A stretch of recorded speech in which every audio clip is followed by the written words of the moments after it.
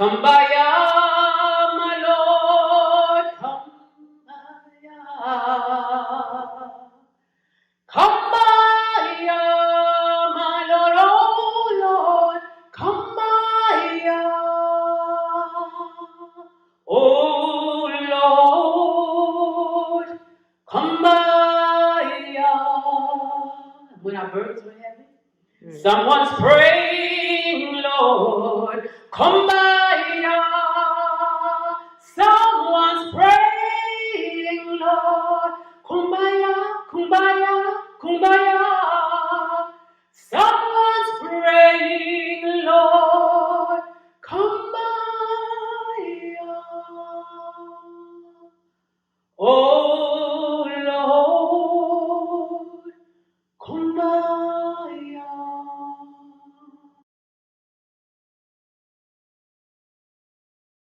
Habari Gani, my welcome, and Habari Gani to all of our friends and loved ones who are tuning in to Mount Welcome's 3rd annual Kwanzaa celebration. Habari Gani. Now I know I'm here and you're there, but Kwanzaa is a celebration. It's a celebration of family, it's a celebration of culture, it's a celebration of our community.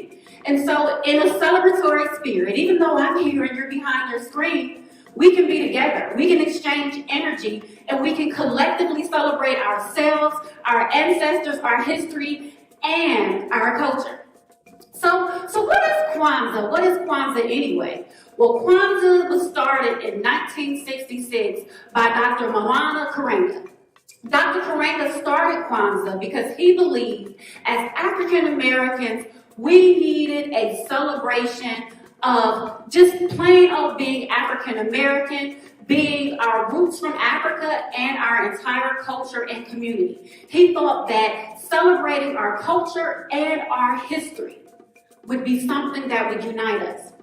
And so, since 1966, millions of African Americans and people throughout the diaspora worldwide have come together from December 26th through January the 1st to celebrate African American culture, to celebrate our roots as African people, and to unite as one. So, let's go over here and talk a little bit about the symbols. And the symbols simply allow us to cling to all of the things that are important and to have a festive good time. Now we know that each day of Kwanzaa represents a principle. And there's going to be a number of people as we go throughout our celebration all week who's going to explain each of the principles. But let's talk a little bit about the symbols. The first symbol we have is the mkeka, also known as the mat. And the mat is placed on the bottom because it represents our foundation as a people. Then we have what's called the KINARA, or the candle holder. And this represents our African history and Africa, the continent. It is the epoxy resin. It is the tie that binds us together. And then we have the Mishu Saba, which are each of the 7 candles that represent each one of the principles. And as you'll notice, they are black, red, and green. Here we have the Muzao, which is crops. Now, Kwanzaa reflects the first fruit festival that is done all throughout Africa.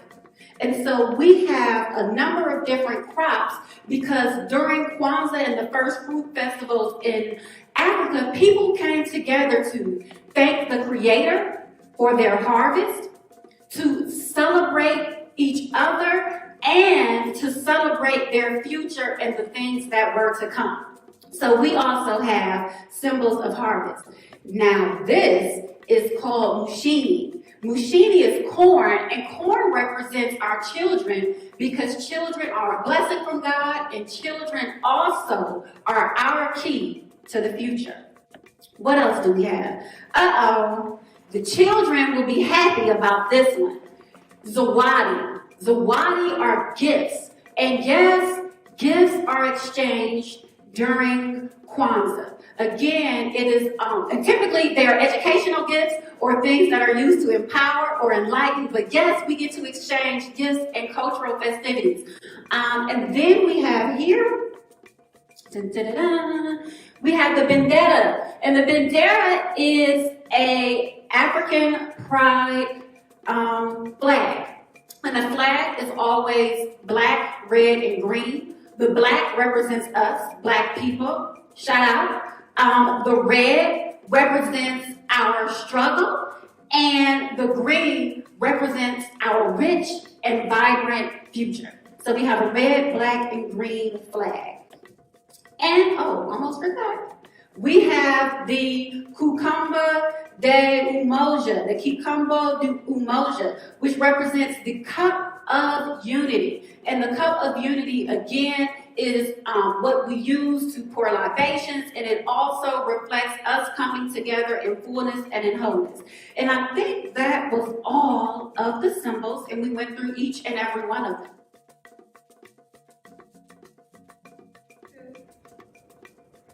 Greetings, family, and happy Kwanzaa. Habari gani, UMOJA. Habari gani, UMOJA. Habari gani is Kiswahili for what's the news. There are 7 principles for each day, and today's principle is UMOJA, which means unity. To strive for and maintain unity in the family, community, nation, and race. So when you hear Habari gani, you reply with the principle of the day. Today, ask yourself and put into action how you practice unity. In my family, we practice unity. Our immediate family, we practice unity by praying together. In our extended family, we practice unity by having family reunions every other year.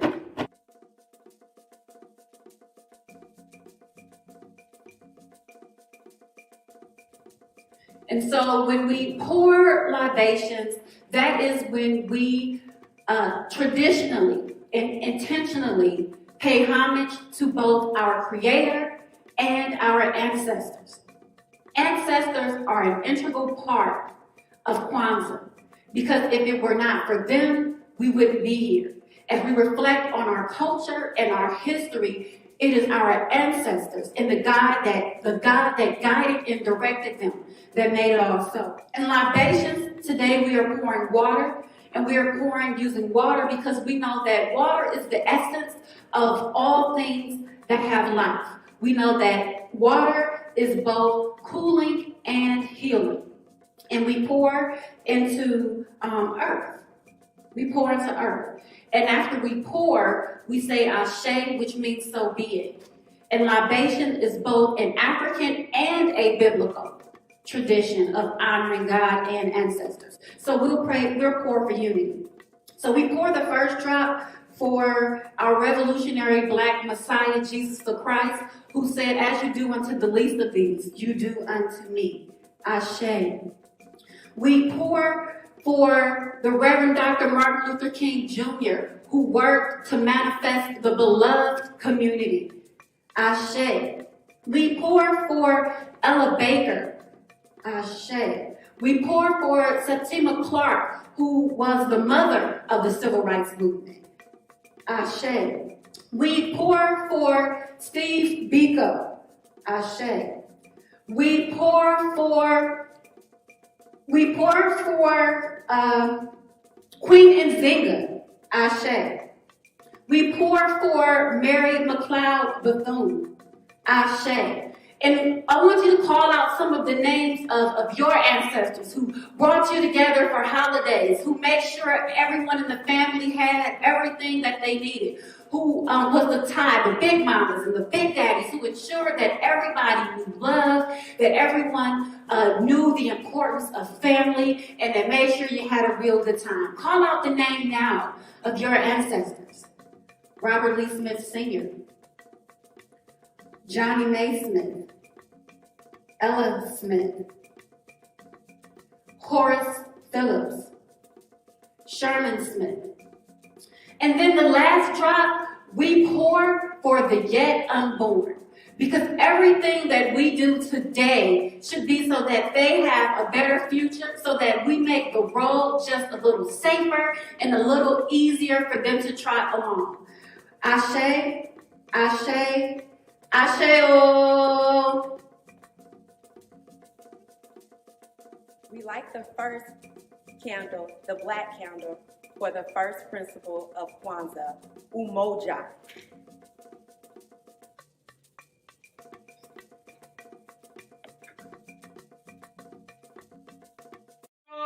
Now, so children don't get weary, children don't get weary, children don't get weary till your work is done. Come on, children don't get weary, children don't get weary, children don't get weary till your work is done. So keep your lamps trimmed and burning. Keep your lamps trimmed and burning. Keep your lamps trimmed and burning. The time is drawing nigh.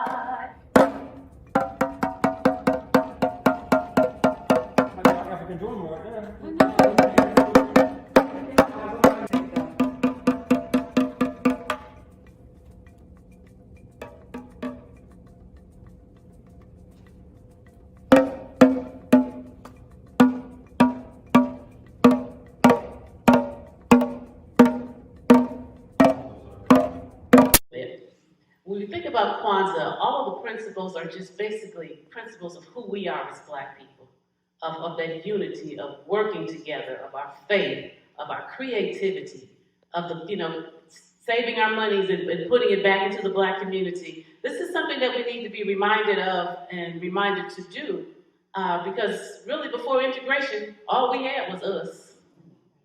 And then we were convinced that the white man's ice was colder. And then the us fell to the wayside. So it's something that we have to re-inspire and reignite. Once again, we're getting geared up and getting souls to the polls for the Senate runoff election January 5th, 2021. However, beginning Monday, December 14th, we want to get souls to the polls for early voting. If you need a ride, please call or text 678-929-8219. Let's ring in 2021 together. This year, our New Year's Eve worship will take place on December 31st at 7 p.m. We'll be streaming live on all our platforms. Then we'll reconvene for corporate prayer at 11:45 p.m. via Zoom.